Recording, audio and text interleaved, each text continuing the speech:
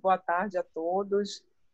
Nós estamos com essa incumbência da Marcha para a Ciência e várias instituições, né? É uma iniciativa da SBPC, mas nós estamos participando, várias instituições, juntamente com a SBPC, nessa marcha, porque o Brasil realmente está passando por um momento crítico, tanto com a pandemia do Covid-19, da Covid-19, bem como pelos cortes na ciência, né? Então, assim, cortes com bolsas, ultimamente a notícia são os cortes com bolsas, e realmente é um momento importante para a gente realmente mostrar a nossa ciência, mostrar a necessidade de se fazer ciência no Brasil, de educação, e mostrar aos governantes o quanto que é essencial para um país ter uma pesquisa atuante. Então, essa mesa, Camila falou hoje pela manhã, são várias iniciativas da Fiocruz Bahia. A presidência da Fiocruz tem apoiado todas essas iniciativas que nós estamos fazendo aqui, em cooperação com o Estado da Bahia, em cooperação com o município de Salvador, e quer seja em diagnóstico, quer seja em telecomunicação, né? Que Viviane vai falar um pouco, e também no trabalho do SIDAX e de outros pesquisadores, vários pesquisadores unidos na realização de diagnóstico, em apoio à população indígena, em apoio às mulheres. Então, são várias frentes, e realmente é um agradecimento público à presidência da Fiocruz, a todos os pesquisadores do nosso Instituto Gonçalo Muniz, Fiocruz Bahia. Então, eu gostaria, a nossa mesa, na verdade, nós vamos ter 3 apresentações. A primeira apresentação, a doutora Viviane Boaventura, ela vai falar sobre a telemedicina 155, que é um trabalho importante realizado com o doutor Manuel Barral, junto com o SIDAX, e a doutora Viviane muito envolvida nesse trabalho, que deu uma resposta muito grande na pandemia da Covid-19. Depois nós vamos ouvir o doutor Pablo Ivan Ramos. Ele vai falar, ele tem cooperado e participa da Rede Covida com o nosso pesquisador Maurício Barreto, junto com o SIDAX, sobre modelos matemáticos para o estudo da dinâmica da Covid-19. E depois teremos o nosso pesquisador também, Tiago Graff, falando sobre a vigilância genômica do SARS-CoV-2. E Viviane também é professora da Universidade Federal da Bahia, que é uma parceria nesse projeto, né, nesse trabalho da telemedicina, junto com a Universidade Federal da Bahia e do governo do Estado da Bahia. Então, eu agradeço publicamente vocês terem aceito participar da mesa, e vamos dar início com a apresentação de Viviane. Viviane, por favor, com a palavra. Obrigada, Marília, pelas palavras. Eu gostaria de agradecer o convite. É um prazer fazer parte dessa Marcha pela Ciência e apresentar um pouco do trabalho que a gente vem desenvolvendo com o telecoronavírus. Eu acho que todos já estão vendo a tela. Conseguem ver a tela? Tá ok. Bom, então eu vou falar sobre a teletriagem no enfrentamento da Covid-19 e a nossa experiência no telecoronavírus. Eu vou falar rapidamente qual é o objetivo do projeto e como é que ele funciona, um pouco sobre a base de dados adquiridos a partir desse projeto, né, desse trabalho do Telecorona, as experiências do Telecorona sob o ponto de vista do stand de medicina que está envolvido e as perspectivas do projeto. Bom, o Telecorona foi criado com a ideia com o objetivo de reduzir o deslocamento desnecessário de pessoas para a unidade de saúde, né? Todos sabem que os pacientes com Covid, a maioria deles tem sintomas leves, respiratórios, e esse deslocamento dessas pessoas, passando por transporte coletivo até chegar na unidade de saúde, isso leva a uma disseminação desnecessária do vírus, já que não existe nenhum tratamento específico para essa doença, né? Então, essa pessoa aguardar em casa, fazendo medidas de repouso e outras medidas não medicamentosas, vai funcionar muito bem, da mesma forma que ele se deslocando de forma desnecessária. E isso evita, então, que haja uma sobrecarga no sistema de saúde e contribui para o achatamento dessa curva da epidemia. né? Então, mas como é que funciona esse serviço? A gente tem uma triagem remota, os pacientes ligam para um número 155, que é o número do telecoronavírus, e eles são encaminhados, as ligações são encaminhadas para a central telefônica e de lá redirecionada para os voluntários que são estudantes de medicina, né? Então, nós estamos com cerca de 1.000 estudantes de medicina do 5º e 6º ano. Participam dessa ação 11 escolas médicas aqui da Bahia, são 4 estaduais, 3 federais e 4 escolas privadas. E essas escolas, de fato, abraçaram essa força-tarefa no intuito de ajudar a divulgar entre os alunos e também produzir material didático, como vocês vão ver daqui a pouco.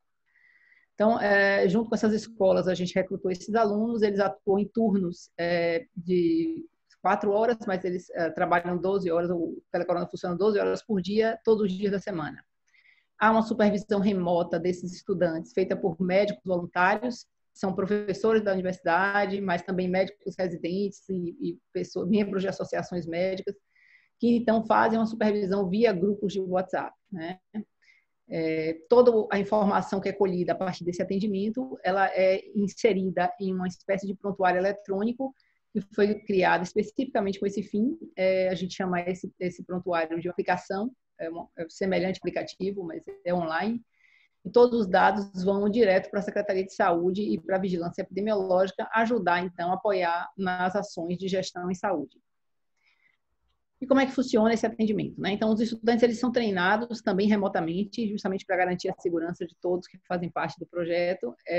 Estão treinados, passam por uma etapa de validação do aprendizado e eles seguem um fluxograma de atendimento que é feito baseado em evidências e boas práticas em ciência, né? É um fluxograma que sofre atualizações constantes, a gente já está na versão 11, justamente por conta do grande influxo de informações científicas que vem chegando a respeito do Covid e que então exigem que a gente tome novas práticas a fim de trazer o melhor atendimento para o paciente. Ele é um fluxograma bem sensível, ou seja, ele tem a intenção de triar de uma forma bem grosseira os casos mais leves, de modo que pode ser que algum paciente que tenha um quadro leve acabe sendo orientado a ir para um serviço de saúde, mas a gente tem que fazer esse trabalho de pecar por excesso para evitar que qualquer pessoa que tenha um quadro mais grave seja orientada a ficar em casa, né? Então, ele é bem sensível nesse sentido e pouco específico. Então, a pessoa que é atendida, ela recebe uma informação pela triagem que ela tem ou não um sinal de alerta, e esse sinal de alerta não quer dizer necessariamente que ela tem um quadro grave, quer dizer que ela tem alguma condição, talvez, de saúde, além do quadro clínico dela, que necessite de uma avaliação presencial. Essas pessoas com sinais de alerta, então, elas são orientadas para ir para a unidade de saúde mais próxima do seu bairro. A gente coleta informações de residência e de bairro dessas pessoas, e a gente também orienta como é que ela deve se portar nesse deslocamento até a unidade de saúde, a fim de evitar, diminuir a disseminação do vírus.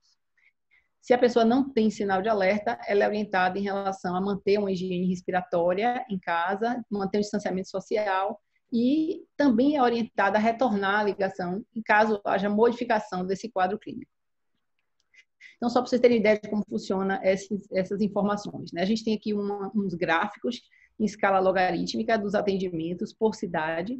Isso não está distribuído por número de habitantes, mas a gente consegue ver aqui que Salvador, é claro, né, tem o maior número de ligações, vem mantendo uma constante. Há alguns picos aqui relacionados a estratégias de divulgação, que a gente lançou mão, tipo SMS. Tem, em segundo lugar, vem Feira de Santana, logo abaixo a gente tem Lauro de Freitas, Itabuna, e aqui em rosa começa a aparecer ao longo do tempo Vitória da Conquista.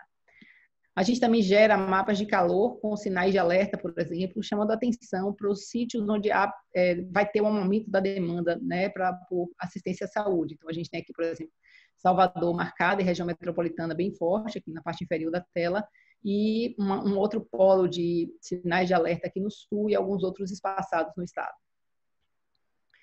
A gente consegue fazer essa distribuição por bairro. Eu vou mostrar aqui Salvador, porque é mais ilustrativo. Então, a gente tem aqui Brotas, é o bairro, esse aqui foi de ontem. Brotas é o bairro que tem maior número de ligações, seguido de Cajazeiras e Cabula.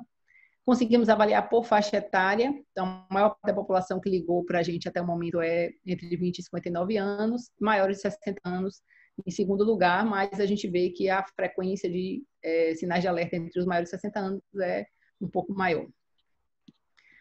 Há também a possibilidade de fazer essa análise espacial, né? Esse aqui é a densidade de ligações no primeiro mapa, no segundo mapa é a densidade de sinais de alerta, e o terceiro mapa mostra a densidade de casos confirmados mesmo, né? Então, a gente pode ver que os nossos primeiros dois mapas eles são mais pintados do que o mapa de casos confirmados.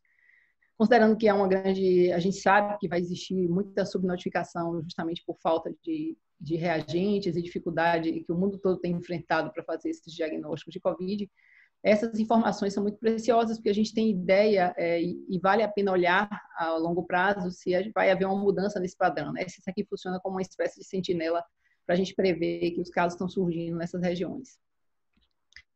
Então, eu vou mostrar aqui um pouco como aconteceu a evolução das ligações por bairros. A gente vê que a Pituba, no início, ela está logo aqui em cima, embaixo de Brotas, e depois você começa a ver uma subida de bairros com poder aquisitivo mais baixo, como Cajazeiras e Pernambués. A gente não consegue afirmar exatamente que existe um aumento no número de casos, a gente só está se referindo aqui ao número de ligações, né? Essa relação precisa ser feita e a gente tem uma análise desses dados clínicos dos pacientes que podem sim ajudar, pelo menos a dar pistas, porque existem alguns sintomas característicos, mais característicos da infecção pelo Covid e talvez nos ajudem a entender um pouco mais a relação entre as ligações e a presença da doença. E qual é a vantagem do teleatendimento em relação a outras ferramentas? Então, desde o início da epidemia, várias ferramentas surgiram, ferramentas online de atendimento, e a gente acredita que o teleatendimento tem algumas vantagens sobre essas ferramentas, né? Então, é um serviço humanizado, ou seja, o paciente adere mais facilmente às recomendações, há protocolos de trabalho feito por uma equipe qualificada, ou seja, o estudante, quando ele recebe a ligação, ele consegue perceber questões de interpretação e essas nuances de interpretação, então, são reduzidas, e o que não acontece, por exemplo, quando você está preenchendo um aplicativo. Há um aprimoramento contínuo do serviço, ou seja, com base nos dados que a gente colhe, a gente vai fazendo análise e modificações, tanto nos protocolos quanto nas orientações gerais, e isso tem ajudado, com certeza, a melhorar a qualidade do atendimento. O acesso é gratuito e a gente consegue chegar em todas as classes sociais, mesmo em regiões remotas e sem sinal de internet. Não há necessidade de nenhum letramento digital ou plano de dados, ou sequer necessidade de saber escrever e ler, que a gente sabe que é uma grande preocupação em relação ao nosso país. Algumas iniciativas surgiram a partir do Telecorona. A gente deixou disponível desde o começo do projeto um plano de implementação de no modelo do Telecorona, no Arca da Fiocruz, no repositório, acesso aberto. E aí outras iniciativas surgiram. Um grupo de alunos da Unicamp nos procurou já há um tempinho atrás, e eles conseguiram, então, implementar, utilizando esse modelo lá dentro da Unicamp, e eles mandaram ontem esse card de agradecimento que eles já tinham atingido 1.000 ligações. A gente também tem o apoio, né, pode, vamos dizer, fazer uma inspiração para um grupo de pessoas da área de saúde mental, psicólogos, psiquiatras, e que criaram essa rede Escuta Saúde. Essa rede Escuta Saúde ele vem prestando atendimento para profissionais de saúde envolvidos no enfrentamento direto do Covid, e tem um papel extremamente importante. Eu aproveito aqui para divulgar esse número. Eles estão à disposição e também é um atendimento gratuito.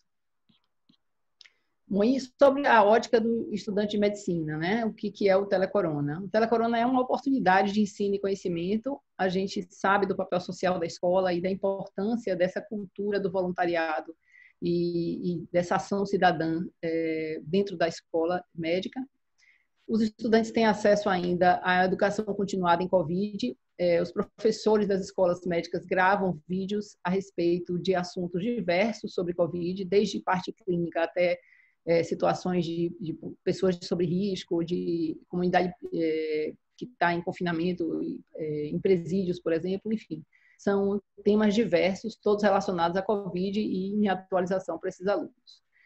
E a gente também percebe que o Telecorona é uma oportunidade de treinamento em telesaúde. Telesaúde é uma realidade em alguns países. o Conselho Federal de Medicina lançou uma resolução no início da epidemia aprovando a telemedicina em caráter de urgência.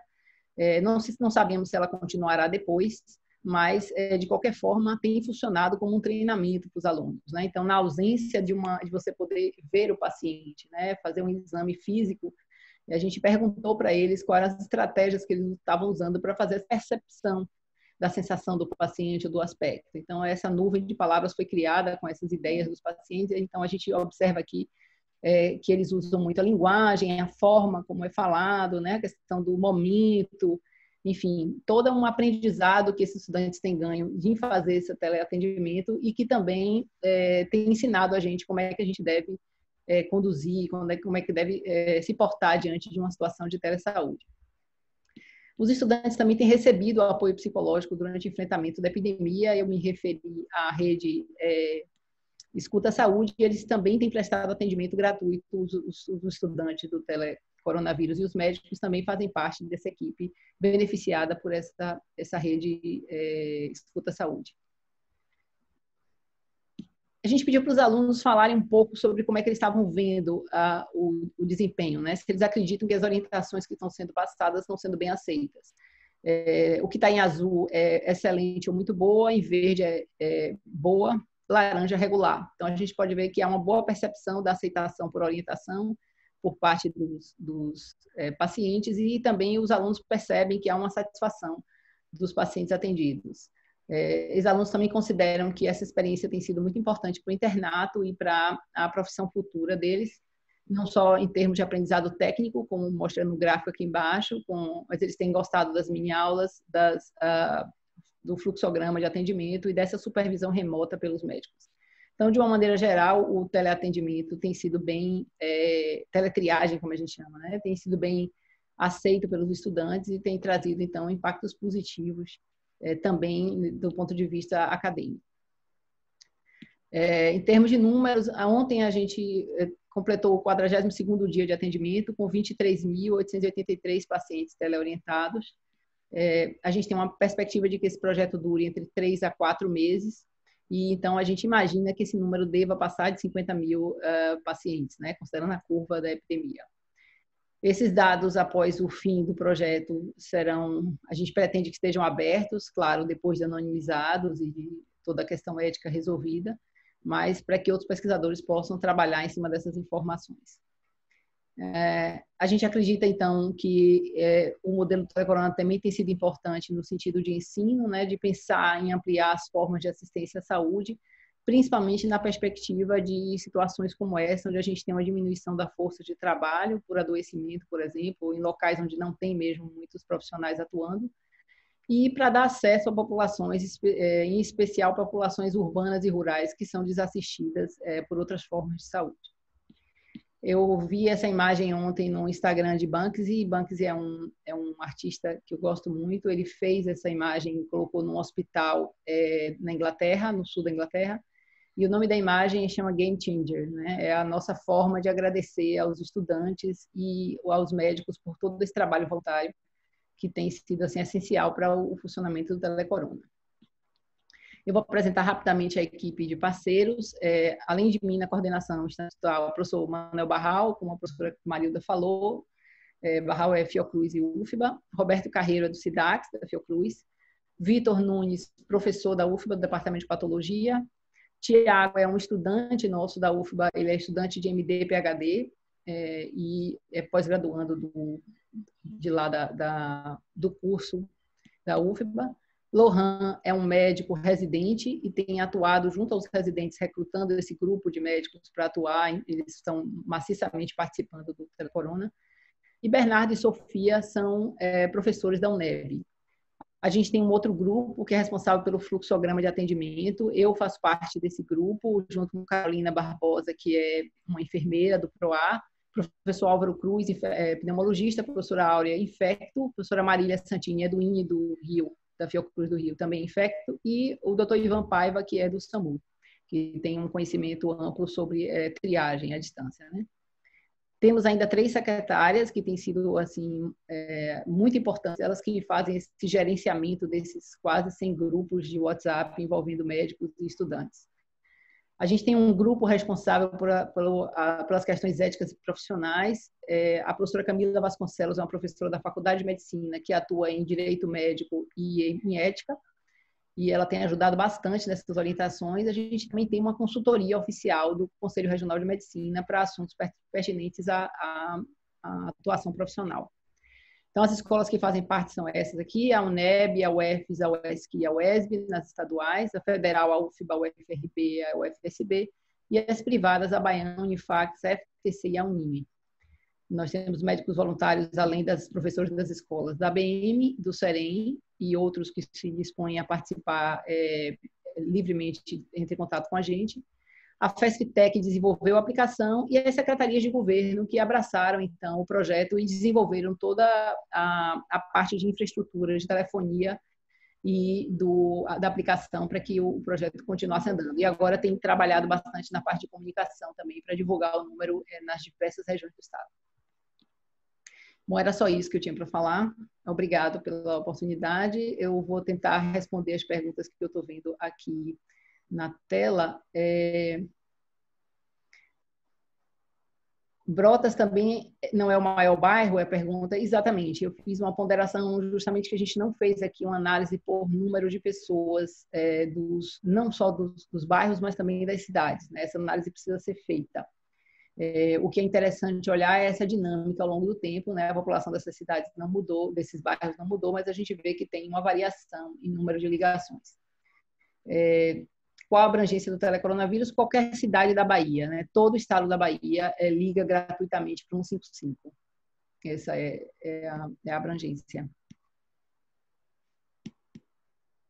Marilda, eu não vejo mais perguntas específicas. Não tem. Bom, Viviane, eu gostaria de agradecer, realmente uma excelente apresentação e o trabalho assim, de excelência, vocês estão de parabéns, você, o Dr. Manuel Barral e toda a equipe, e é importante realmente a divulgação, porque tem feito uma diferença muito grande, né? Então, assim, o número de pessoas atingidas e o número de pessoas que estão deixando de ir aos hospitais para fazer atendimento hospitalar, né, para poder tirar dúvidas da doença, isso é muito bom. E isso reduz também o número de pessoas circulando, né?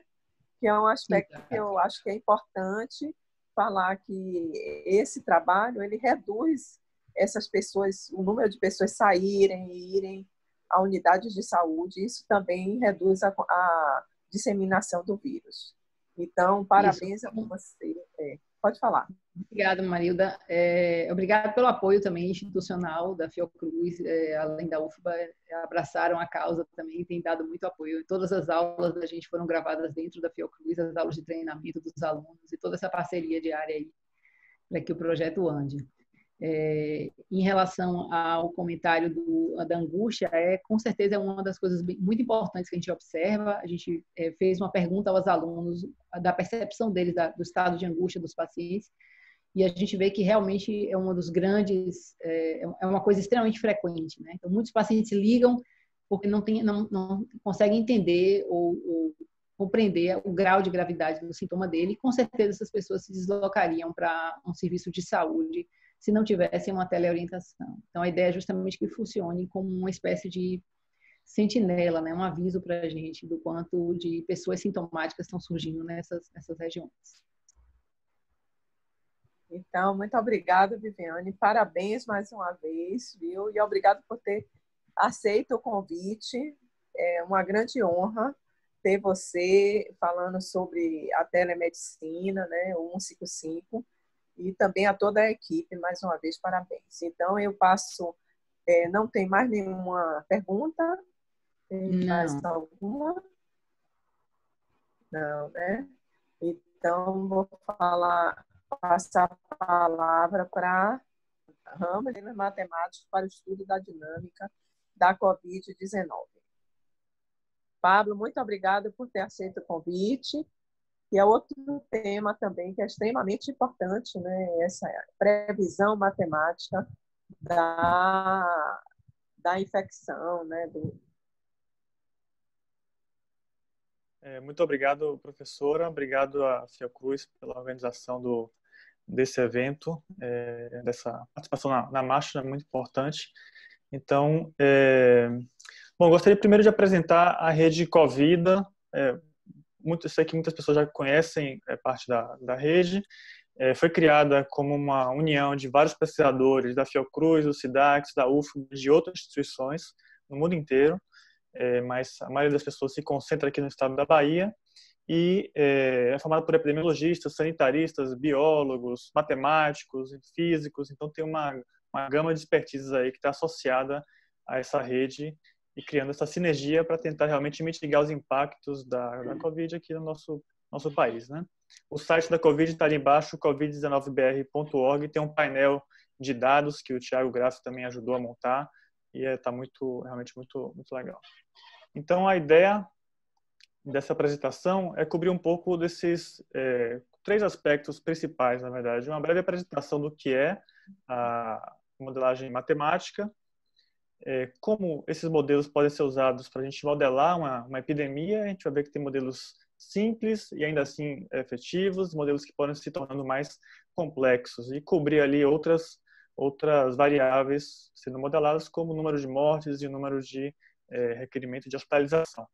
Ao mesmo tempo, eu vou ilustrar esses resultados com coisas que viemos fazendo no âmbito do grupo de modelagem da rede Covida e, por fim, discutir um pouco um aspecto que particularmente vem surgindo, que é a questão do pico, de quando vai ser o pico, por que ele muda, e contextualizar isso na visão de uma pessoa que está envolvida em um grupo de modelagem desse tipo. Então, primeiramente, o modelo matemático. Eu gosto muito de... O que é o modelo matemático? O modelo matemático, ele é uma ferramenta que permite a gente estudar e analisar fenômenos do mundo real, certo? Então, a epidemia, ela acontece no mundo real, ela não acontece no modelo. Então, por isso, a gente está ali tentando utilizar essas ferramentas baseadas em modelos e que usam ali uma linguagem matemática para descrever aquele fenômeno. Então, muitas vezes a gente associa a matemática com uma coisa exata, mas a gente tem que também ter a ideia de que existem uma série de incertezas associadas aos modelos matemáticos e que são, claro, devem ser considerados na hora da gente interpretar, certo? Então, sobretudo, os modelos permitem a gente criar e simular cenários, que é alguns resultados que eu vou apresentar. E esses cenários, sim, o resultado sobre esses cenários, eles podem ajudar a gente a colocar em prática ações. Então, ações de mitigação da epidemia, ações para a gente conter o avanço dela e ter uma ideia da necessidade de hospitalizações e coisas desse tipo. Então, os modelos eles aparecem em diferentes graus de complexidade. E claro que, à medida que a gente vai tornando ele mais complexo, maior a quantidade de parâmetros colocados naquele modelo e também maior quantidade de incertezas associadas a cada um desses parâmetros. Então, sempre que eu estou em sala de aula, que eu apresento um pouco sobre modelagem matemática, eu gosto de ilustrar com esse exemplo de um pássaro, um quero-quero, que está no mundo real. Ele é um bicho que está no mundo real, está ali à esquerda, e uma maneira da gente aproximar, fazer uma abstração daquele pássaro sobre a forma de um desenho, que poderia representar um modelo daquele animal. Então, esse modelo ele pode ser um modelo rascunho, um modelo inicial, um modelo simples, mas pode também tem um áudio interferindo. A gente pode só silenciar as pessoas? Desculpe. Então, ele pode ser também se tornar mais complexo para representar ali, de uma maneira mais próxima daquilo que é real, o fenômeno que está sendo estudado, que está sendo modelado, no caso, aquele pássaro que tá ali. Como aplicar isso, então, para a gente modelar uma epidemia? Um dos primeiros modelos que foi descrito ali no início do século XX para a modelagem de epidemias é o modelo SIR. Então, o modelo SR, ele vem sendo muito, essa palavra SR vem sendo muito, ilustrando muitos jornais, muitas notícias. Ele é realmente um modelo que permite a gente estudar uma epidemia de uma maneira bastante simples e, ao mesmo tempo, eficaz. Eu vou explicar por quê. Então, para iniciar, ele é um modelo que a gente chama de modelo compartimentalizado. Então, ele é um modelo que tem 3 compartimentos. É o compartimento de indivíduos suscetíveis, que são aqueles que nunca foram expostos à doença. Esses indivíduos eles podem se infectar ao ter contato com uma pessoa que está ali doente, e essas pessoas podem, então, para uma recuperação. Podem se recuperar e então ir para outro compartimento, que é o compartimento R. Então, por isso que ele é chamado de modelo compartimentalizado. Ele pode ser tornado mais complexo, então existem muitas variações. A gente pode incluir, por exemplo, taxas de natalidade, taxas de mortalidade. Então, no modelo mais simples, a gente pode, de maneira segura, menosprezar essas quantidades se a gente está estudando ele num curto prazo. Então, elas não vão interferir na dinâmica de maneira muito grande na dinâmica da epidemia. Então, ele é um modelo que estuda taxas de variação. Então, taxas no número de indivíduos suscetíveis, taxas dos indivíduos infectados, taxas que variam no número de indivíduos recuperados. E a maneira que a matemática utiliza para descrever taxas é através de derivadas. Então, a gente tem ali funções derivadas que conseguem descrever essa dinâmica. E, por isso, ele é um modelo que é baseado em um sistema que é chamado de um sistema de equações diferenciais, porque essas equações diferenciais descrevem a dinâmica daquele sistema ao longo do tempo. Então, para a gente poder fazer a modelagem, a gente precisa de parâmetros. Então, vou incluir ali no indivíduo suscetível para o infectado um parâmetro beta, que seria equivalente a uma taxa de transmissão. Quanto maior a taxa de transmissão de um infectado dos indivíduos suscetíveis. E vou ter ali uma outra taxa, que seria uma taxa de recuperação. Aquele indivíduo que está infectado, ele vai se recuperar de acordo com uma taxa, certo? Então, essas taxas entram ali embaixo naquele sistema de equações diferenciais e vão influenciar também o resultado dessa modelagem. É importante a gente também saber, porque isso vai ser com certeza uma coisa que vai aparecer cada vez mais na mídia, que é o número RT ou R0. Basicamente, é o número básico de reprodução. Ele inicialmente chamado de R0, ele indica a força com que a epidemia está acontecendo. Ele, ao longo do tempo, é chamado de RT. Então, basicamente, se o RT ele é superior à unidade, ele é maior do que 1, isso indica que a epidemia está crescendo. Ao passo que, quando esse RT ele é menor do que 1, ele está indicando que a epidemia está diminuindo, que o ritmo da epidemia está diminuindo. E a interpretação dele, do número de reprodução, é a quantidade de infecções secundárias, de casos secundários, que um único indivíduo infectado pode causar. Então, perceba aqui no painel da esquerda, a gente tem um RT de 1. Então, esse RT de 1 significa que uma pessoa infectada vai infectar mais uma pessoa. Então, a gente tem ali um crescimento muito devagar da epidemia. Ao passo que, com RT de 4, a gente vai ter uma pessoa infectada infectando outras 4 pessoas. E isso rapidamente cresce. Percebam aqui, de 1 para 4, depois dessas 4 pessoas, cada uma delas vai infectar outras 4 pessoas. Temos ali 16 pessoas. Cada uma daquelas 16 pessoas vai infectar mais 4. Temos 64 pessoas em um curto período de tempo. E esse é um comportamento que a gente descreve como sendo exponencial, que é esse gráfico aqui da direita. Então, o comportamento exponencial ele é um comportamento que ele tem uma velocidade de crescimento muito alta. E é exatamente esse o perigo de vírus respiratórios em geral e, em particular, esse novo coronavírus, devido à gravidade com que, no sistema de saúde, que um alto número de pessoas infectadas de maneira simultânea pode levar. Então, aplicado aqui para a Bahia, a gente tem um modelo C, um modelo simples, ele basicamente o resultado dele são essas curvas. Então, ao longo do tempo, que é o eixo X, a gente vai ver ali variações na quantidade de indivíduos que estão em cada um dos compartimentos. Então, a linha preta aqui embaixo representa o número de indivíduos infectados. A população seria a população da Bahia, inicialmente. Então, a gente tem um pico que está ali acontecendo no número de infectados, enquanto a gente tem um aumento no número de recuperados, à medida que o número de suscetíveis ele vai diminuindo, ou seja, as pessoas vão se tornando infectadas e vão se tornando depois recuperadas. Então, a dinâmica do modelo C é representada através de um gráfico como esse. De que maneira vimos aplicando esse modelo na epidemia aqui do coronavírus no Brasil? Esse é um resultado de um dos boletins da Rede Covida.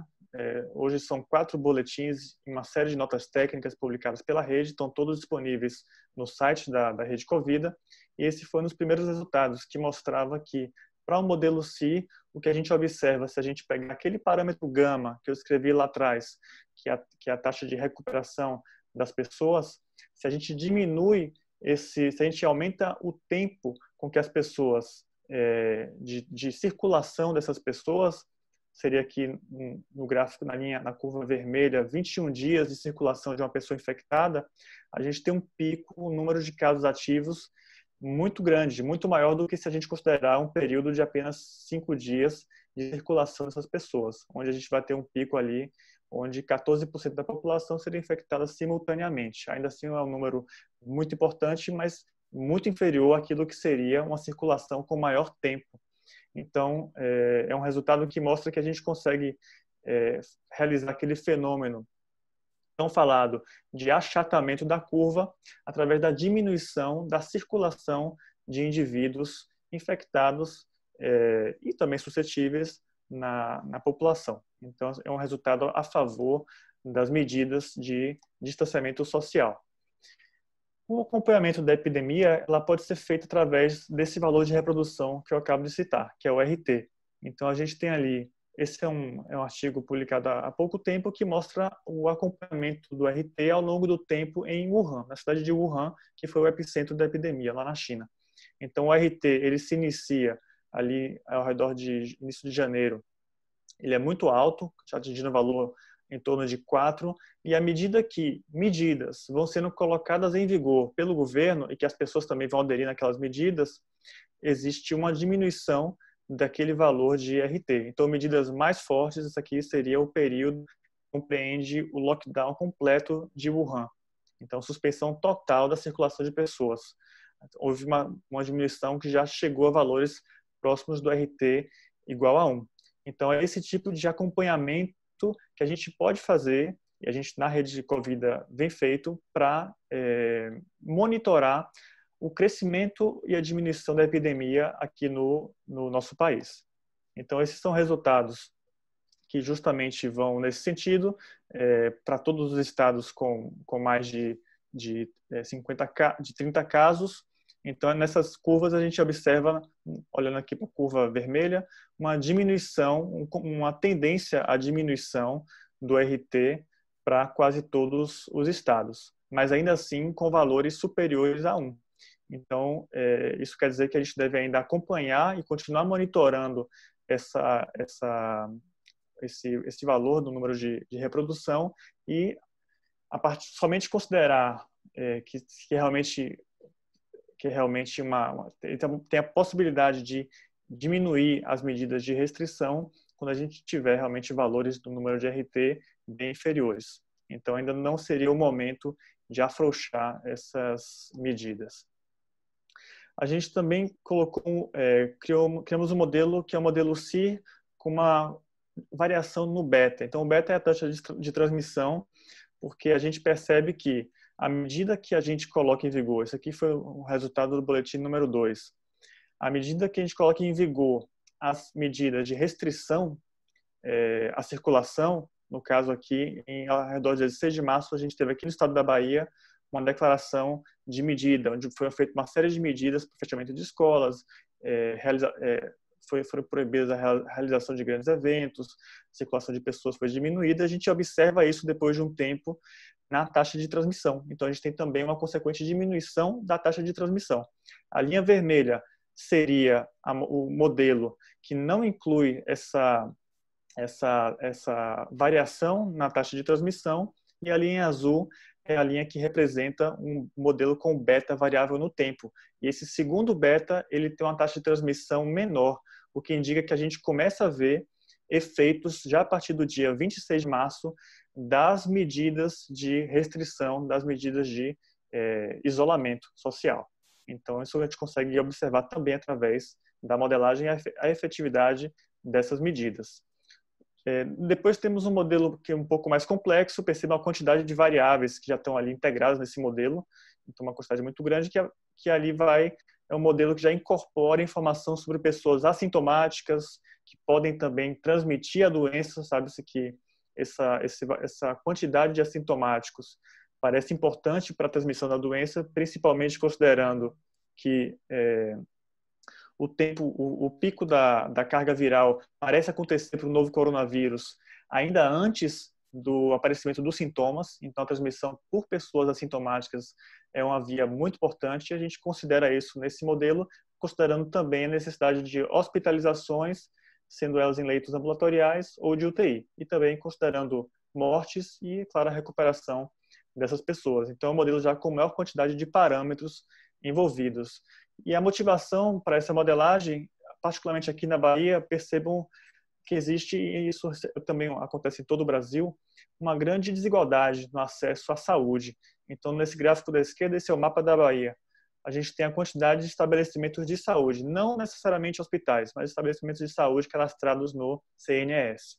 E à direita a gente vê ali a epidemia. Então, isso são números atualizados ontem. A gente tem uma concentração em poucas cidades, Ilhéus e Itabuna, Salvador e região metropolitana, Feira de Santana. Então, a tendência é que isso vá se interiorizando, certo? Então, e à medida que a gente vai interiorizando a epidemia, a gente vai chegar a regiões onde não existe uma quantidade tão grande de estabelecimento de saúde que podem prestar aquele serviço necessário às pessoas com quadros mais severos da doença. Daí a importância do respeito às medidas de recomendando o isolamento e distanciamento. Então, existe ali esse é um dos resultados na previsão de leitos no estado da Bahia. Então, a linha pontilhada representa a quantidade total de leitos disponíveis para leitos de UTI à esquerda e leitos ambulatoriais ali à direita. E a gente percebe que isso também compôs o último relatório da Rede Covid. A gente percebe que já no final desse mês a gente teria uma ocupação total desses leitos aqui para o nosso estado. Então, isso é realmente uma situação preocupante, é algo que aconteceu já em todos os países que vêm tendo uma epidemia, Itália, taxas de transmissão muito, muito altas, e é o grande problema do coronavírus. Então, essa transmissão simultânea, esse número de casos simultâneo que pode levar a uma grande quantidade de pessoas necessitando atendimento médico. Então, só para fazer uma relação ali com o cenário de aumento, de circulação das pessoas. Então, se a gente tivesse flexibilizado as medidas de isolamento no dia 27 do mês passado, a nossa modelagem, nossos cenários apresentam um aumento ali de 75% no número de casos, 23% no número de mortes e uma necessidade de até 68% de leitos para atender essas pessoas. Então, percebam que esse aumento da circulação, ele realmente é extremamente prejudicial nesse momento para o nosso sistema de saúde. Daí a importância de mecanismos como o teleatendimento, a teletriagem, através do telecoronavírus, para evitar justamente que aquelas pessoas potencialmente infectadas estejam aí circulando buscando atendimento. Então, são medidas como essa, associadas a outras medidas de restrição que são importantes no momento que a gente se encontra. Por fim, eu queria comentar um pouco sobre isso. Também é uma coisa que tem saído muito na mídia e muitas pessoas costumam perguntar sobre o pico da epidemia. Quando vai acontecer o pico da epidemia? Por que em março o ministro da Saúde falava que o pico da epidemia aconteceria em abril e agora já fala-se em outros meses? Então, por que tem essa alteração do pico? Então, as pessoas associam muitas vezes isso a erros da modelagem. As pessoas têm esse tipo de ansiedade sobre a modelagem. A gente primeiro deve considerar que os modelos, eles não são uma bola de cristal para o futuro. Os modelos, eles representam cenários que a gente percebe que podemos modificar o presente para tentar evitar aquilo que os modelos estão mostrando para a gente. Números, por exemplo, de mortes muito grandes. É o caso, por exemplo, da Inglaterra, no Reino Unido. Então, o Reino Unido, ele tinha o Imperial College, ele tinha colocado no início de março resultados de modelos mostrando que mais de 500 mil de mortes iriam acontecer no Reino Unido se o governo não fizesse absolutamente nada, que é o que o governo estava fazendo naquele momento. A estratégia do Reino Unido era focar na imunidade adquirida, na imunidade de rebanho. E aí, a partir dos resultados dos modelos produzidos pelo Imperial College, eles realmente voltaram a uma estratégia que é a estratégia está sendo executada na maioria dos países de isolamento. Então isso é uma coisa sobre da utilidade dos modelos que é muito importante. Mas por que essa alteração acontece? Agora o Imperial College lançou um outro relatório que diminuiu bastante esse número. As pessoas associam isso a erros na modelagem, erros nos modelos, etc.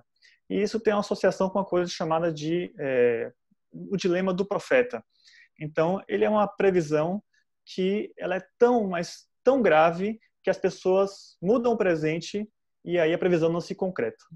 Isso é uma coisa boa para o caso da Covid, mas é uma coisa que as pessoas não estão levando em consideração e preferem dizer que se a gente tem um número de mortes ou um número de casos inferior àquilo que estava sendo previsto lá atrás, é porque não era tão grave assim. Isso é uma falácia, isso é um argumento, isso não é uma coisa que está acontecendo. A gente observa diminuições no número de casos, no número de mortes, justamente porque vimos os resultados dos modelos e das atitudes governamentais e aderimos àquelas atitudes. E isso fez com que o presente fosse alterado.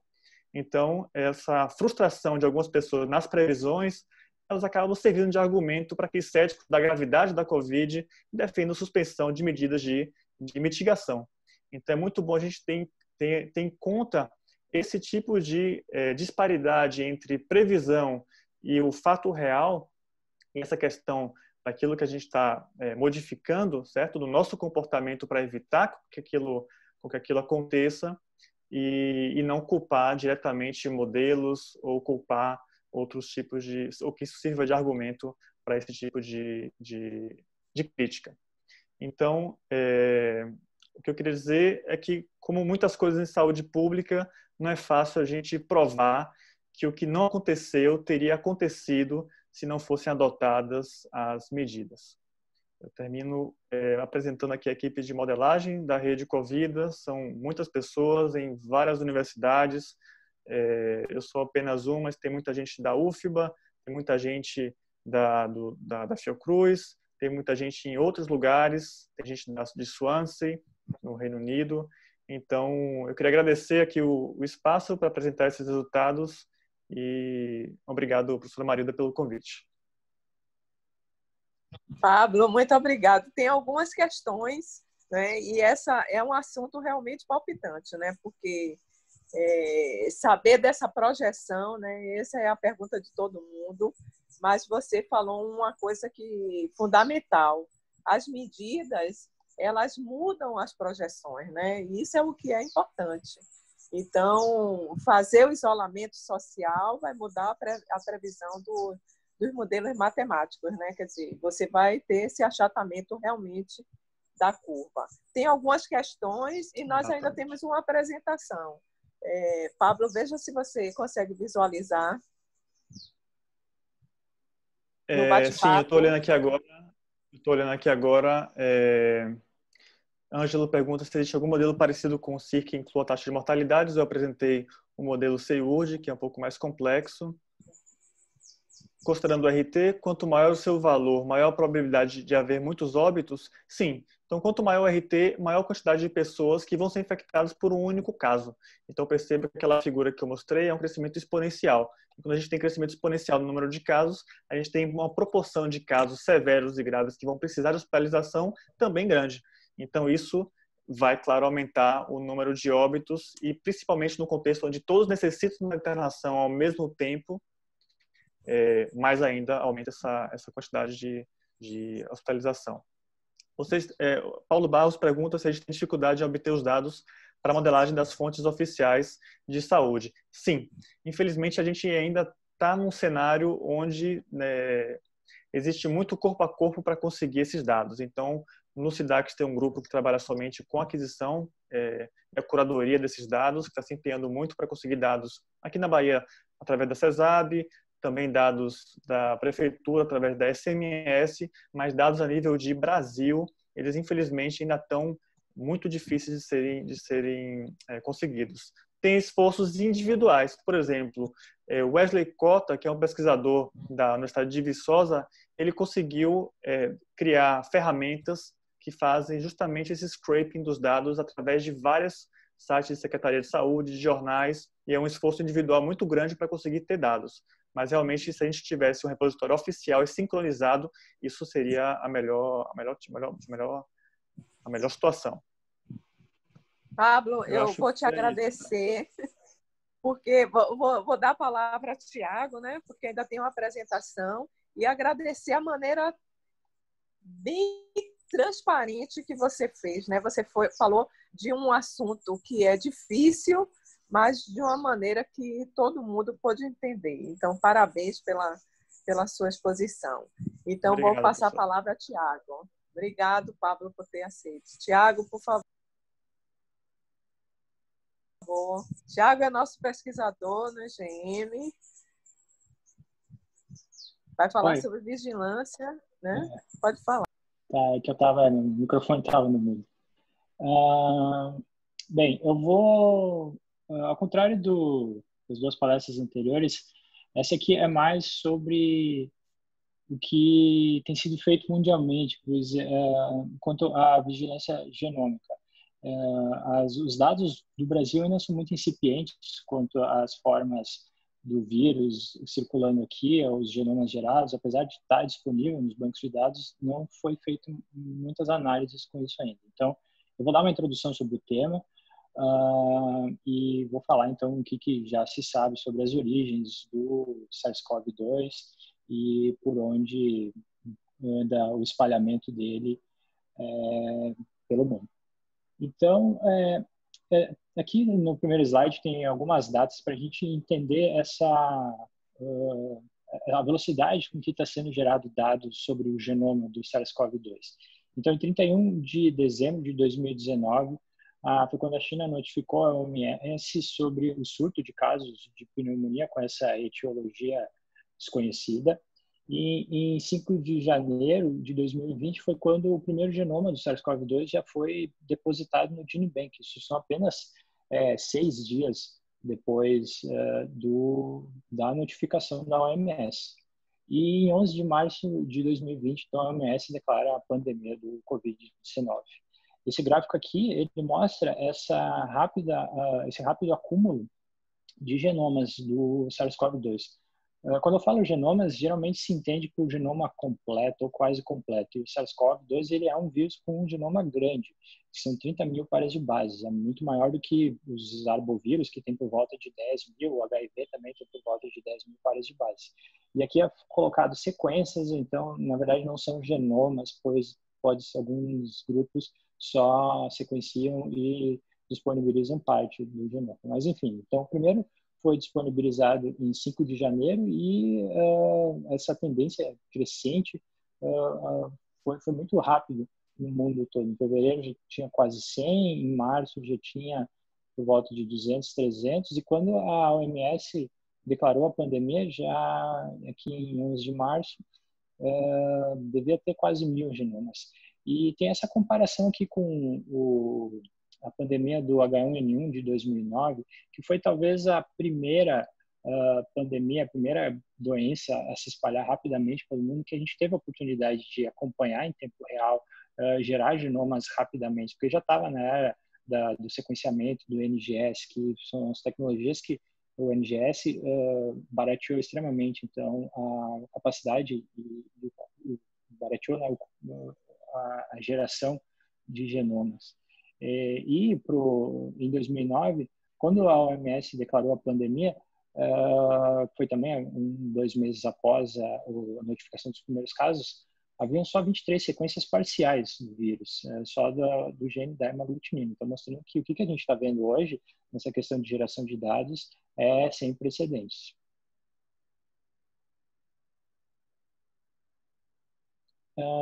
Bom, uma das primeiras questões que se tentou responder a partir do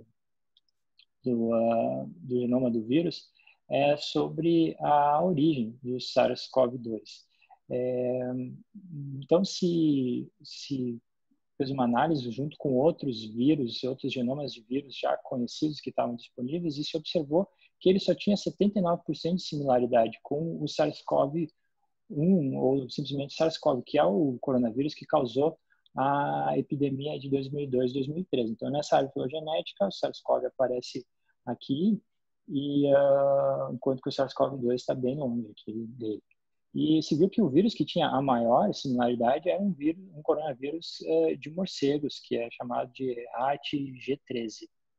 Esse, então, coronavírus tem 96% de similaridade com o SARS-CoV-2. E nessa figura aqui, então, existem várias árvores filogenéticas, pois cada árvore filogenética representa uma região do genoma, de 30 mil pares de base. Isso é feito em separado, pois ocorre é muito frequente ter recombinação do genoma dos coronavírus nas espécies de animais que ele infecta. Então, isso foi feito dessa forma para se entender se existiam, se o SARS-CoV-2 era resultado de uma recombinação de talvez vírus diferentes. E a princípio parece que não, pois o SARS-CoV-2 ele sempre fica mais parecido com esse outro vírus de morcegos em todas as regiões que são analisadas. O que muda é a posição de outros vírus próximos, como por exemplo o do pangolim. E essa foi uma coisa que foi bastante para a mídia, essa informação que talvez teria sido o pangolim que transmitiu o SARS-CoV para o ser humano, mas por enquanto as evidências não apontam isso, e esse coronavírus aqui do morcego que seria o mais próximo. Entretanto, esses 96% de similaridade ainda são muito pouco para a gente falar que aconteceu a transmissão direta desse vírus específico, desse morcego, para o ser humano. Uma vez que a gente sabe que dentro dos SARS-CoV-2, todos aqueles que são sequenciados, eles são 99,9% de similaridade. Então, deve ter algum animal intermediário que fez essa passagem, foi responsável por essa passagem do SARS-CoV-2 para o ser humano. Bom, outra questão importante que a vigilância genômica faz é estudar a história evolutiva do vírus, como ele vem se espalhando, quando foi a origem dele, e para isso a gente utiliza uma teoria que é o relógio molecular, que também é um método usado então para se inferir uma escala de tempo sobre as filogenias. Então, o relógio molecular ele pensa que as mutações elas ocorrem aleatoriamente pelo genoma, mas elas se acumulam de uma forma constante ao longo do tempo. Isso varia de organismo para organismo, de gene para gene, como são organismos que possuem vários genes. Então, existem genes que aceitam mais facilmente mutações, então o relógio molecular desses genes bate mais rapidamente, então as mutações se acumulam de forma mais rápida. E então, por isso que cada gene ou cada organismo possui uma taxa evolutiva específica, própria. E essa taxa evolutiva, então, ela vai permitir com que sejam inferidas algumas questões importantes sobre esse organismo, como o tempo de divergência entre grupos diferentes, e também um parâmetro que é muito comum na área da evolução, que a gente chama de TMRCA, que é o tempo do ancestral comum mais recente. Então, nesse exemplo aqui, é uma árvore filogenética, onde teve amostras coletadas em 1980, em 1990 e em 2000. O ancestral comum seria o indivíduo que viveu nesse momento aqui. E aqui é possível ver que as mudanças genéticas se acumularam de forma rápida. Então, os indivíduos de 1980 eles são mais próximos do ancestral comum do que os indivíduos de 1990 e do que os indivíduos de 2000. Então, eu falei que existem diferentes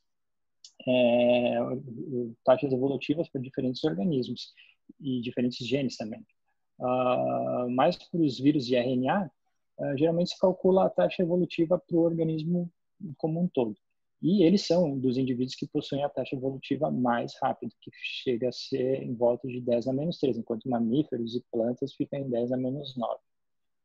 Coronavírus são, então, um vírus de RNA, e se a gente aplicar essa taxa evolutiva ao genoma do SARS-CoV-2, que é de aproximadamente 30 mil pares de base, isso dá cerca de 30, aqui eu falo em substituições, mas existe uma diferença teórica entre mutação e substituição, que eu não vou entrar em detalhe, mas quando eu falo mutação ou substituição, eu estou me referindo à mesma coisa.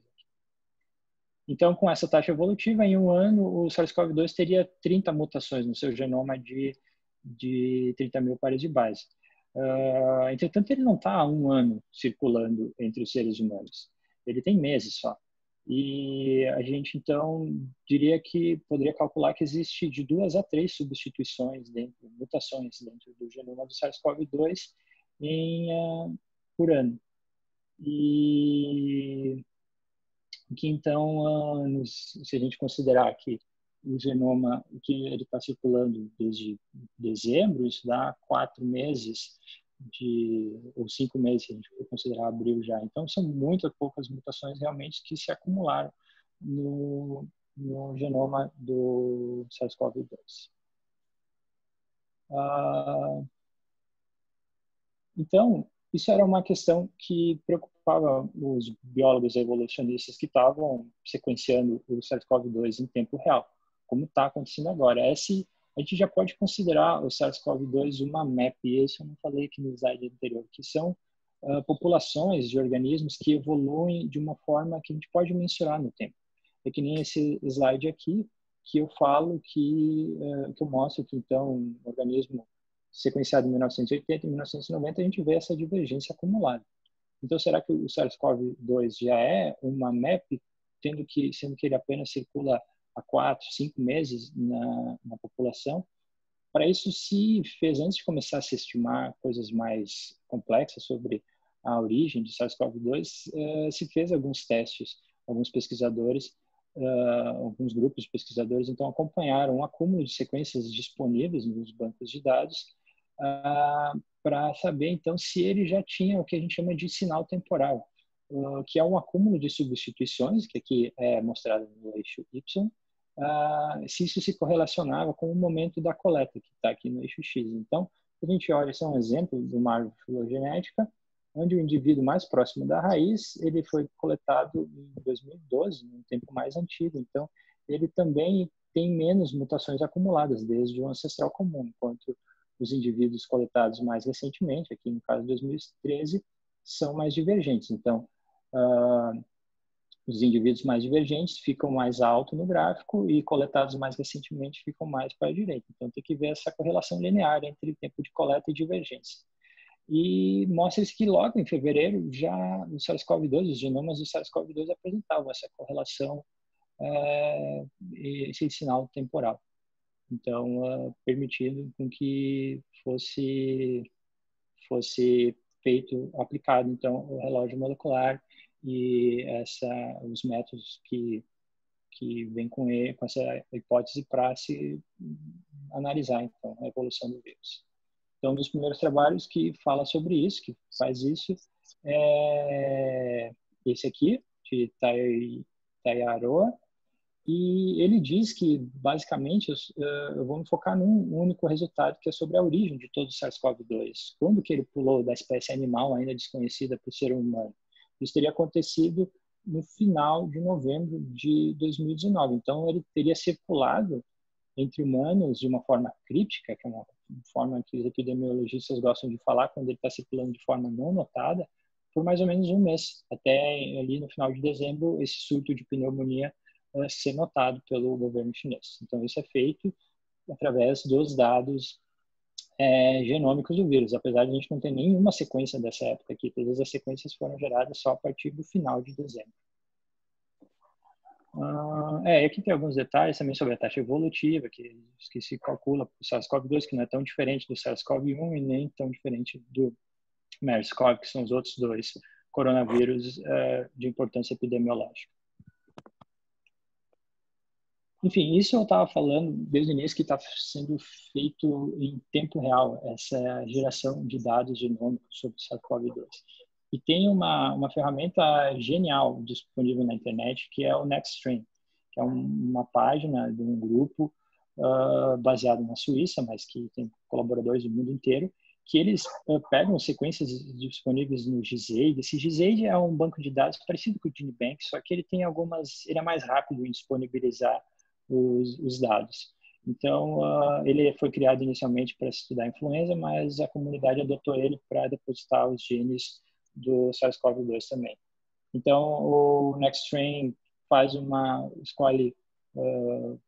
monitoramento dos genomas no GISAID e, então, mostra esses resultados na página deles, que eu vou mostrar para vocês. Vocês devem estar vendo, então, aqui o browser, onde tem, então, a página do NextString. Eles mostram aqui, então, uma filogenia de 4.690 sequências. Falei para vocês que tem mais de 10 mil disponíveis no GISAID, mas eles fazem escolhem as mais relevantes, pois existem sequências que são idênticas, muito similares, que não são informativas. Então. E essa filogenética, então, ela mostra que a origem da epidemia realmente é reconstruída para ter acontecido na China, que são essas sequências em roxo aqui. Eles mostram que no início de dezembro, então existe essa flexibilidade sobre a data, os modelos não são tão precisos, final de novembro, início de dezembro. Eles também fazem uma árvore em escala de tempo, então usando a teoria do relógio molecular. E o primeiro, então, momento ele se espalha pela China e alguns países e leste da Ásia, então também é ligado a esse momento aqui. Depois existe essa introdução na Europa, que são esses ramos coloridos entre esses tons de verde e amarelo. E depois tem a introdução na América do Norte, mais precisamente nos Estados Unidos. E dos Estados Unidos, então, a gente percebe que ele recebeu uma grande fluxo gênico, uma introdução de vários vírus diretamente da China, que a gente observa por aqui, e também da Europa. Bom, onde estão os genomas do Brasil, então, aqui no meio? A gente pode pesquisar por Brasil. Bom, aqui vai aparecer individualmente cada... se eu escrevo só Brasil, ele já marca como umas bolinhas maiores os genomas brasileiros, mas eles estão escondidos aqui atrás de uma grande diversidade. Eu mostrei lá no slide que o Brasil tinha só 92 genomas, então fica difícil de observar eles aqui. Mas o NextGen disponibiliza alguns recortes de algumas epidemias em locais que a gente quer ver. Então, a gente pode escolher a América do Sul. Então, aqui já é observável melhor então, os genomas do Brasil, que estão aqui em verde, e tem todas as outras genomas que eles escolhem, alguns do mundo, que são mais relacionados aos países em foco aqui, que são os países da América do Sul. Que esses outros países fora da América do Sul estão aqui em esses tons de cinza. E a gente observa de cara, então, já que a quantidade de genomas que o Brasil gerou até o momento não são suficientes para a gente ver uma introdução, o espalhamento interno no Brasil. A gente vê que eles estão aqui dispersos ao longo de vários outros genomas de outros países. Isso mostra também que houveram várias introduções no Brasil durante um bom tempo.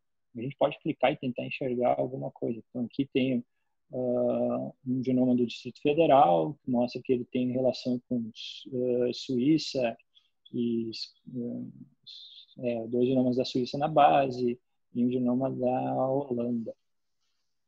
Deixa eu ver se eu acho mais alguma coisa interessante para mostrar para vocês.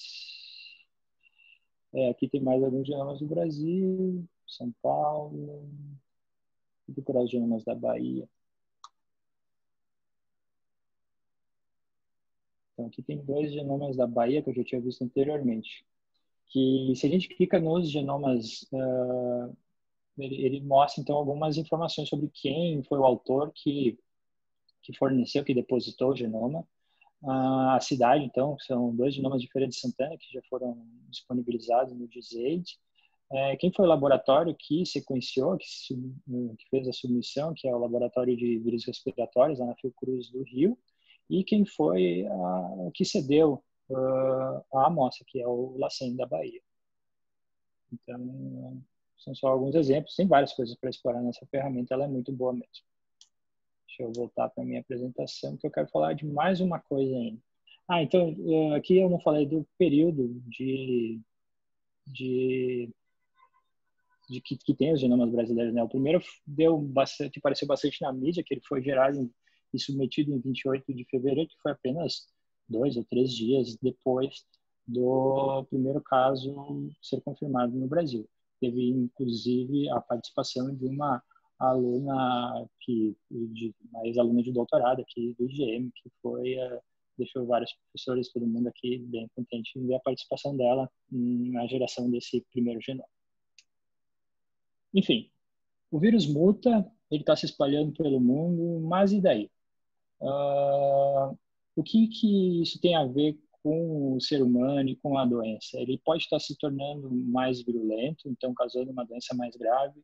Ele pode se tornar também mais infeccioso, então tendo uma transmissibilidade maior. Muito tem se falado sobre novas linhagens, novas cepas, novos tipos de vírus, mas a mensagem geral sobre esses estudos é que eles não foram bem recebidos pela comunidade científica, pois eles geraram alguns estudos falaram sobre cepas mais patogênicas e isso chamou muita atenção da mídia em geral e ganhou muito foco. Enquanto que, na verdade, não se pode falar nada disso ainda sobre o SARS-CoV-2 baseado só nos seus genomas. Eu dei trazendo 2 exemplos aqui de estudos que fizeram essa associação entre algumas mutações e potencial e patogênico do vírus. Teve esse primeiro aqui dos chineses, eles observaram 2 linhagens que eles chamaram de S e L, e essas linhagens são diferenciadas por apenas 2 mutações. E o que eles observam é que a mutação S ela tem um sucesso maior de sair de Wuhan, então aumenta a frequência dela em sequências fora de Wuhan, e que aconteceu isso depois de 7 de janeiro. Então, a partir dessa observação, eles criam uma teoria que a tipo S ele seria menos patogênico e, portanto, causou mais infecções assintomáticas, e essas infecções assintomáticas tiveram sucesso de sair da China e se espalhar pelo mundo. Mas não dá para fazer uma conclusão dessas baseada apenas na observação de uma árvore filogenética. E teve esse outro estudo também,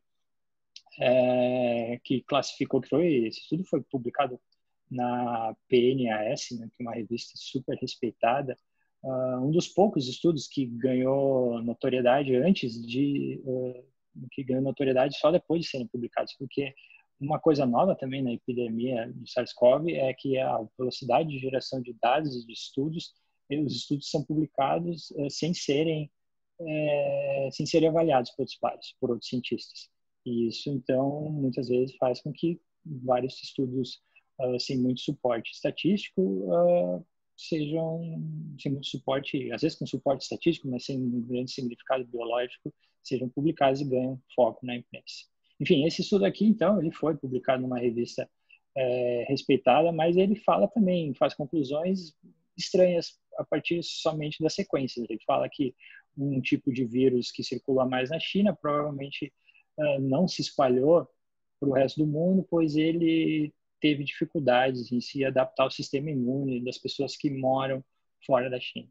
Enfim, é muito arriscado usar padrões observados nas filogenias para se explicar a biologia do vírus. Sem um estudo in vitro, então, que você veja que aquele vírus, com aquela mutação específica, ele infecta melhor a célula e mata ela com uma virulência maior. Então, você teria uma relação direta entre mutação e comportamento do vírus. Ou então, um estudo em sílico, onde você pega aquela sequência do vírus, traduz ela para proteína, faz toda a modelagem proteica e vê se aquela proteína tem algum efeito sobre a biologia do vírus. Ou ainda também usando muitos dados clínicos que são relacionados aos genomas das sequências. Por exemplo, se nesse estudo aqui, eles tivessem visto que todos os indivíduos com o tipo L tiveram uma doença muito mais grave do que os com tipo S, eles poderiam fazer alguma dessas conclusões, mas não fizeram, não cruzaram dados clínicos dos pacientes portando esses vírus com dados genômicos. E, por fim, esse estudo é o último que eu vou falar, ele saiu bem recentemente, faz 2, 3 dias atrás, e ele faz o mesmo tipo de extrapolação dos resultados, mas ele tem alguma coisa a mais, que ele faz algumas análises em sílicos que falam dessa emergência da mutação D614G no gene spike, que é o gene que codifica a proteína que faz a interação entre vírus e célula. Então, eles observam que essa mutação está se tornando cada vez mais frequente em vários lugares do mundo de forma independente. Mostra, então, que antes de março, a mutação selvagem, que é o D614, ela é mais frequente em vários lugares e que, então, a G614 começa a se tornar mais frequente à medida que o tempo vai passando, como se essa mutação fosse ocorrendo independentemente em alguns lugares e, quando ela ocorre, ela tem uma facilidade maior de se disseminar. E eles embasam suas conclusões com algumas análises in silico, mas eles ainda falam sobre a necessidade grande de se ter modelos biológicos, então de infecção em células in vitro, e fazer o cruzamento com dados clínicos. Nesse estudo aqui, eles inclusive procuram por essas duas mutações em pacientes num hospital da Inglaterra, e eles observam que na doença não há diferença nenhuma entre os indivíduos. Mas isso é uma coisa muito difícil de fazer, porque você tem que casar os pacientes. Então, o indivíduo que tem o vírus mutado com a mutação específica comparado ao indivíduo que não tem, eles têm que ser indivíduos compatíveis de ser comparados. Por exemplo, se forem indivíduos velhos, tem que ser comparado então com indivíduos velhos e não ao contrário. Então, para fazer esse controle das comorbidades que a gente conhece, que são um fator de risco para o COVID-19. Bom, era isso aqui que eu tinha para falar para vocês sobre essa rápida incremento de dados e geração de conhecimento na parte genômica do SARS-CoV. Tiago, muito obrigado pela sua apresentação, excelente. Essa mesa foi excelente, né? A mesa redonda, bastante concorrida. Tem umas questões, se você pudesse responder algumas, né? Nós temos uma programação da academia daqui a pouco, né? Da SBPC, sobre financiamento em ciência e tecnologia, mas aí eu acho importante que você responda algumas das questões levantadas. Tá, tem uma aqui da Teolis, ela pergunta se haveria a possibilidade do SARS-CoV-2 ter circulado de forma mais benigna no homem antes de começar a ser detectado, associado a casos graves, isso justificar a distância genética com o coronavírus identificado em morcegos. Sim, tem essa situação que ele pode ter sido introduzido várias vezes no ser humano, e ele pode ter, nas primeiras introduções, não ter sido boas o suficiente para ter havido transmissão de homem entre o ser humano. Então, ele pode ter sido necessário várias introduções para ele se adaptando e adquirindo mutações até ele estar num estado ideal, que é o que a gente vê hoje, que ele se dissemina facilmente e muito rapidamente. Então, pode ter havido essa parte mais benigna da circulação, ou até mesmo um estado de circulação onde ele não tinha capacidade de ser transmitido entre humanos. Então, várias introduções independentes no ser humano. O Pablo está me perguntando, falando que ele leu o estudo da PNAS que definiu uma série de subtipos do SARS-CoV-2 com base em divergência genética dos isolados. Já temos variabilidade suficiente para definir subtipos virais do novo coronavírus e qual a aplicação disso para a produção de vacinas.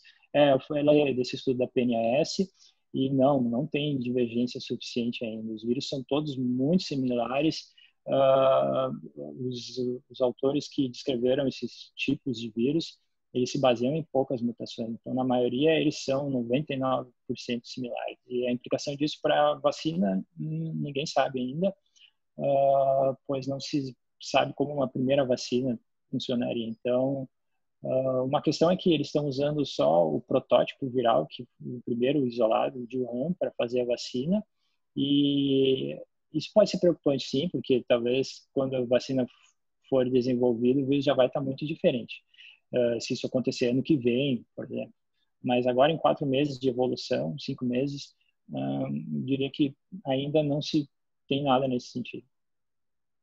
Os animais intermediários podem ter sido animais domésticos comuns, como foi na gripe suína ou aviária, ou muito provavelmente sugere que foi o consumo de animais silvestres. A pergunta do Alan, sim, provavelmente alguma coisa relacionada ao consumo de carne de morcego, pois, como eu mostrei na tabela filogenética, todos os mais similares foram isolados em morcego, com exceção do pangolim.